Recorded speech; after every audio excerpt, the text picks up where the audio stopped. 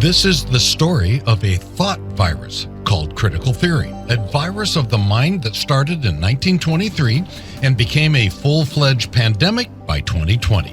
The virus was devised in an academic laboratory known as the Frankfurt School in Germany.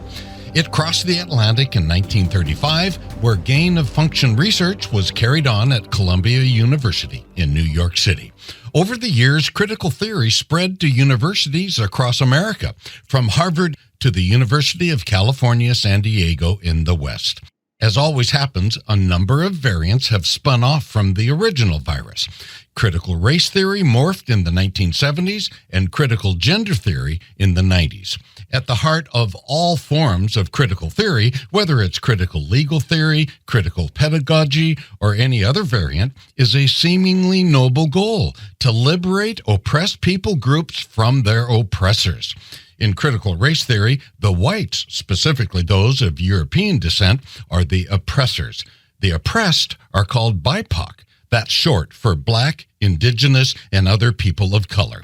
BIPOCs are portrayed as being held back from their full potential by whiteness, which presses in from all sides, causing them, according to critical race theory activists, to leave their best gifts at the door.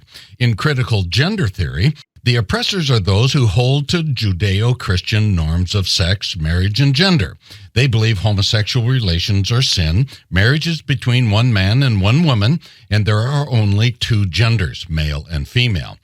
The lesbian, gay, bisexual, transgender, and queer people, so they say, must be liberated from the oppression of Judeo-Christian norms. But there's a catch. Mere social acceptance of non-traditional norms is no longer the goal. The ultimate goal now is eradication of the so-called oppressive Christian norms by canceling them.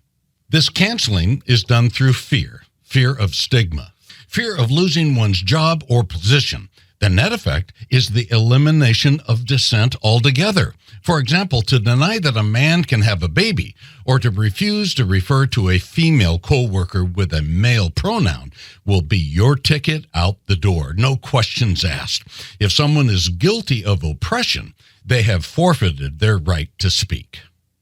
Georg Lukács, a Hungarian Marxist who helped forge the philosophy of the Frankfurt School, often said, "Who will free us from the yoke of Western civilization?" When Jesse Jackson and 500 students marched in Stanford in 1987 chanting, "Hey, hey, ho, ho, Western Civ has got to go," don't think it was just about a university class. Critical theory activists are on a mission to remove any feelings of abnormality among people who do not subscribe to the traditional norms of Western civilization. They are trying to set normal at a new temperature. That's what's happening right now. The virus has reached pandemic levels in K-12 schools, places of business, and government agencies. But be aware, no formal classes in critical theory are taught in these places. You don't have to teach a class called Critical Theory 101 to effectively spread the virus.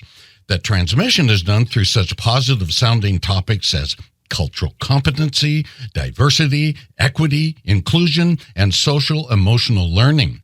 Who could be against these things? You criticize them at your peril. That's the irony of it all. The first word in critical theory is critical, yet the criticism doesn't go both ways. Critical theory relentlessly and mercilessly criticizes those they say are oppressors. This makes it easy to cancel them. Every past white, European, or Christian sin is revisited and repeated again and again. They shame the oppressors, starting in elementary school. Caucasians, both young and old, who never thought they were racist before, are now thinking they are inherently racist because they cannot separate themselves from a system of so-called whiteness in which Christianity plays a central role. This is truly a deadly virus of the mind. If people hear enough times that America is systemically racist, with a system stacked against BIPOCs in favor of whiteness and white systemic privilege, causing BIPOCs to leave their best gifts at the door, how do you think this might affect the attitude of non-whites toward whites? Think about it. Critical race activists are creating dramatically more racism than they're solving. and they've been working on this for decades. If it's commonly thought that whites possess power and resources that were accumulated through oppression, it makes it much easier to take back what the oppressed believe is rightfully theirs. If it's not handed over willingly, it can now be taken by force. Once the so-called oppressors are either unable or unwilling to push back for fear of being canceled, stigmatized, jobless, or worse, the system will topple. It's the Marxist way of doing things. If this happens, the new oppressors will make the old so-called ones look like Sunday school teachers, literally. This brings us to the most important question. Is there a cure for the virus? Yes, there is.